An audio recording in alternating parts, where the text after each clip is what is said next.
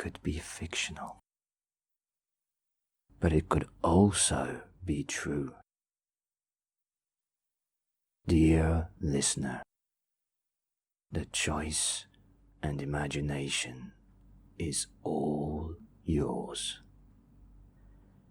Make sure the room is dark and that you are alone with headphones on for the full experience. Enjoy.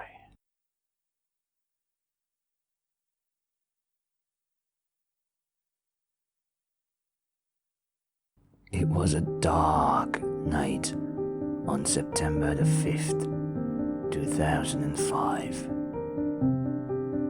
A young woman at the age of 21, called Renata, was on her way to her late grandmother's house. She was to stay a few nights alone, to relax, she thought. And what better a place to relax in than the place where her grandmother passed away under mysterious circumstances. Rumors and trash talk, she thought. Grandma died of old age on her bed, she thought. Little did she know what awaited her. Little did she know indeed.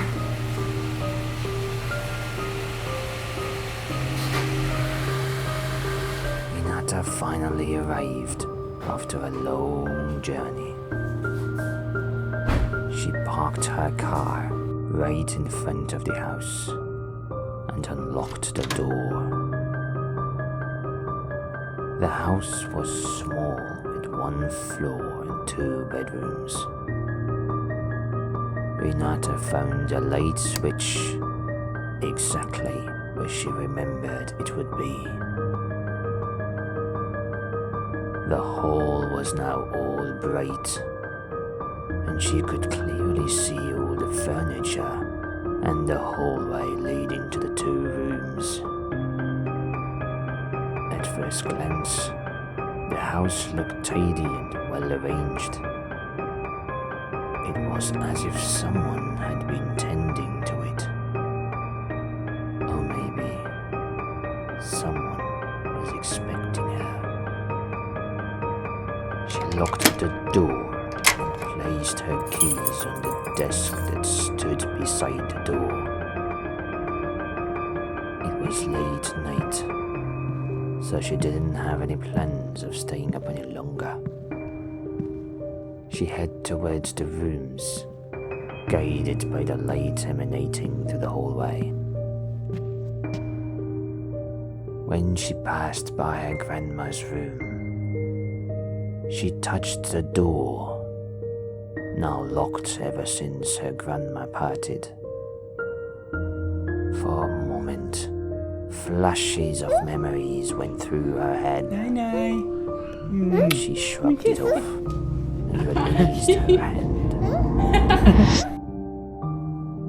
Her sight was now on the 2nd room, a few steps away. That's where she'll be staying, the guest room. She arrived at its doorstep and reached out for the light switch. Unfortunately, it didn't appear to work after multiple flicks. The light from outside was just enough for her to see where the bed was, so she decided to call it a day and figure out what to do about the switch tomorrow. She left the door open though, so as to have some light from the corridor. She pulled down her pants and left it on the floor, and then slowly sensed the bed as she moved into it. She then grasped the blanket, and it was now time to end the night. Or so she thought. But the night was just getting started. Her eyes began to gradually close.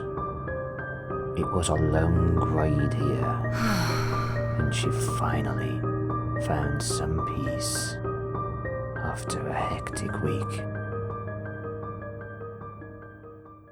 Suddenly, the bed vigorously shook, and her eyes briskly opened. It was pitch black in the room now. The door she left open was closed. Maybe it was the wind. Yes, it must have been the wind, she thought. Did the bed just move? Was it an earthquake? Why are my pants still on? I could swear I took them off before sleep. I'm just so tired. I can't remember even the simplest of things. Renata kept talking to herself before she decided she'll just go back to sleep, like nothing happened. But as soon as she laid her head back down on the pillow, she heard knocking on the door. She immediately sat up on the bed, as she didn't expect anyone from the family to follow her here. "Who is it?" she said. The knocking stopped the moment she spoke. "Who is it?" she asked louder this time. "It's me, sweetie. I brought you some cookies. Your favorite." Renata was overwhelmed with fear. The voice was that of her perished grandmother. It was her tone and her style too. This must be a nightmare, she thought. Renata slapped herself to wake up, but all she did was get her left cheek red, as a tear of fear flew through it. "Open up, sweetie," said her grandma, as the knocking got harder and more frequent. Renata, still convinced this isn't real, decided to take the cliché route and hide under the bed as she stared in the dark towards the door. The knocking stopped again, but Renata's breathing remained heavy. It was a few moments of silence before she felt someone apply weight on top of her. Someone was on the bed. The door was still closed, or at least she thought so. It was dark to see anything, and it was now beyond her wildest fears. She placed her hands on her mouth to avoid being heard, but maybe it was a bit too late for that. Tears kept flowing over her horrified features as she pondered over whether making a run for it is an option here. And just as she thought that, the door opened on its own, so as to say, "Here, darkness isn't a hurdle anymore. Your path is clear." But who was behind the door? And who is still above her on the bed? And as if that wasn't enough, Renata felt movement beside her. She couldn't dare to turn and see what or who was there too. How did things escalate so quickly?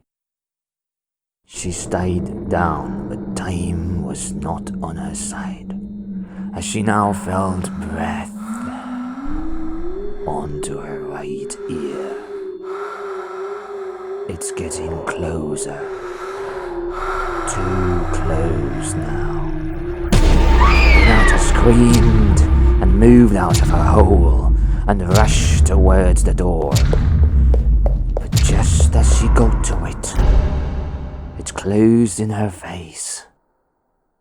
She banged at the door and cried and screamed, but it was all in vain. The darkness was all she could see. Her heart speeds couldn't get any faster. She fell unconscious, and whatever lurked in the room now finally have her all for themselves. Is it the end so soon? Or is it merely just the beginning?